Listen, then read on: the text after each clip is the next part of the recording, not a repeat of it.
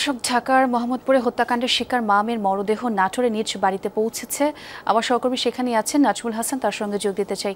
নাজমুল, জানাজা এবং দাফন কখন নাগাদ হবে এবং খুবই মর্মান্তিক একটি ঘটনা, একটু জানাবেন ওখানকার সার্বিক খবরাখবর। ঠিক আছে ছোঁয়া, আসলে জানাজা হলো দুপুরের জোহরের নামাজের পরে জানাজা অনুষ্ঠিত হবে। এরপরেই কিন্তু স্থানীয় গাড়িখানা গোরস্থানে দাফন সম্পন্ন হবে। যে কথাটি বলছিলেন যে আসলে খুবই হৃদয় বিদারক ঘটনা, ঢাকার মোহাম্মদপুরে এই নির্মম হত্যাকাণ্ডটি সংঘটিত হয় গতকাল সকালে।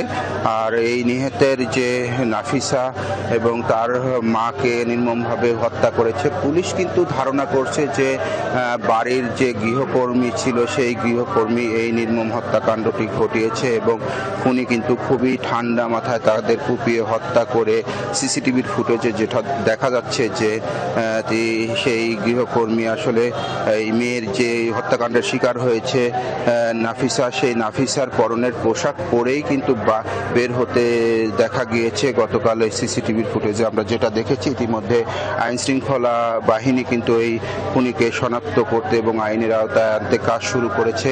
এখানে আসলে দীর্ঘদিন তারা ঢাকায় বসবাস করেন, একটা তাদের নিজ বাড়ি।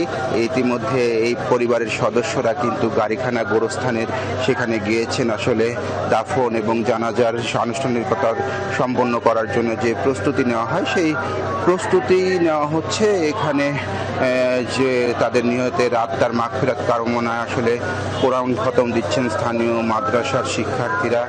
তো এটা দীর্ঘদিন তারা ঢাকায় বসবাস করলেও নাটোরবাসীর জন্য কিন্তু খুবই হৃদয় বিদারক একটি ঘটনা। গতকাল থেকেই যখন আমরা এই সংবাদটি শুনেছি তখনই কিন্তু এলাকাবাসীকে একেবারে স্তব্ধ হতে দেখেছি। এলাকাবাসী প্রত্যাশা করছেন যে বা যারা এই নির্মম হত্যাকাণ্ডটি ঘটিয়েছে, স্কুল শিক্ষকের আসলে স্ত্রী এবং সন্তানকে নির্মমভাবে হত্যা করেছে, তাদেরকে যেন দ্রুত আইনের আওতায় আনা হয় এমনটি প্রত্যাশা করছেন।